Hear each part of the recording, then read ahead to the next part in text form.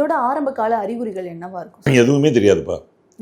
மூளை வளர்ச்சியில் கோளாறு இருக்கிற பிள்ளைங்களுக்கு தான் தெரியும். வளர்ச்சி இருக்காது, கை கால் வச்சு போய்கிட்டு இருக்கும். இந்த பிள்ளைங்களுக்கு மூளை வளர்ச்சி நார்மலாக இருக்கும், அதனுடைய வேலை தான் செய்யாமல் போயிடும். அப்போ இந்த குழந்தை நார்மலாகவே இருக்கும், அதுக்கிட்டே இருக்கும். அப்போ யாருக்குமே கண்டுபிடிக்க முடியாது. ஒரு வயசு பேசாமல் இருக்கும், கொடுந்து பார்க்காது, அப்படி கண்டதை பார்த்துக்கிட்டு இருக்கும், ஒரு இடத்துல இருக்காது, பரபரன்ட்டே இருக்கும். அப்போ அந்த அப்பா அம்மாவுக்கு தெரிய வர்றது 1.5 வயசு ஆகிடும். அப்போ தான் இந்த குழந்தை நார்மல் இல்லை, சொன்ன பேச்சு கேட்க மாட்டேங்குது, எவ்வளோ சொன்னாலும் புரிய மாட்டேங்குது. இப்போ நிறைய குழந்தைங்களுக்குப்பா வாயில் நீங்கள் தண்ணி வச்சிங்கன்னா முழுங்கணும்னு தெரியாது.